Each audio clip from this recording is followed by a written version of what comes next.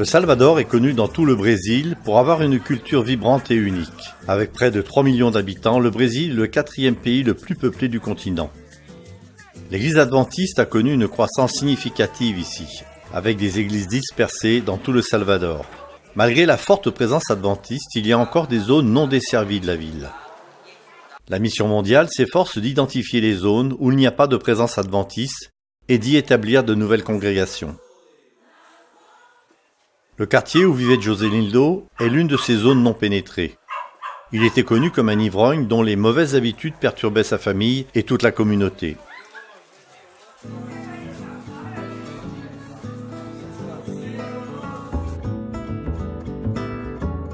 Arivaldo, un adventiste, vivait à proximité et rencontrait Josénildo souvent sur le chemin du travail. Arivaldo savait qu'il cherchait du travail, alors il lui a offert un emploi dans la construction d'églises.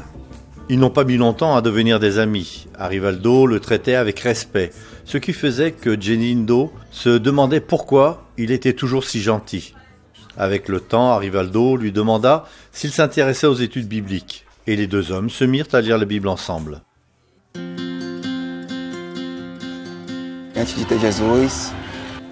Avant de rencontrer Jésus, je me sentais mal préparé, je n'avais jamais connu le bonheur. Et quand j'ai rencontré Jésus, ma vie a complètement changé. Et aujourd'hui, gloire à Dieu, je suis heureux. Ma famille aussi en est transformée. Josénildo a été baptisé et a changé pour le mieux. Même ses voisins ont remarqué sa transformation. Un jour, il arrêta de mettre la musique si forte habituellement, ce qui fait que les gens alentour se demandaient s'il allait bien. Quand ils sont allés le voir, ils ont vu que Josénildo avait changé. Il leur parlait gentiment, il les traitait avec respect, et ils voulaient savoir ce qui avait inspiré ces changements dans sa vie. Josénildo a profité de cette occasion pour aider ses voisins.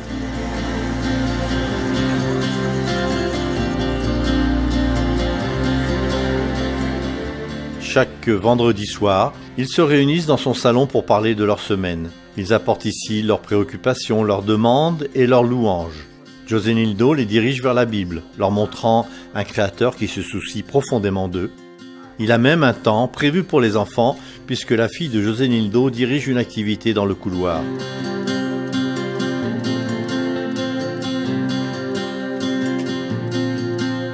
L'influence du Saint-Esprit dans les cœurs s'est fait ressentir dans ce groupe, où 10 personnes ont été baptisées l'année dernière, et d'autres étudient en vue du baptême. De petits groupes comme celui-ci sont au cœur de l'implantation des églises au Salvador. De petits groupes se transforment en congrégations qui, elles, se divisent en plus petits groupes pour s'étendre dans toute la ville. Il y a près de 5 ans, la direction de l'église dans l'état de Bahia, à Salvador, avait un objectif ambitieux, construire 1000 églises en 5 ans. Ils ont atteint leur but, et l'église finale est en construction où une nouvelle communauté adventiste adorera bientôt. L'objectif de construire 1000 églises dans tout l'état n'est pas seulement d'avoir de nouveaux bâtiments. Les bâtiments de l'église représentent des congrégations toujours plus nombreuses de croyants qui, comme Josénildo, ont été changés par Jésus. Jésus est bon. Jésus est bon. Jésus transforme. Tout comme il a transformé ma vie, il peut transformer la vie de n'importe qui. Peu importe les luttes auxquelles une personne peut être confrontée, Jésus a le pouvoir de transformer sa vie. Et de plus en plus de vies sont touchées par l'implantation d'églises dans le monde entier.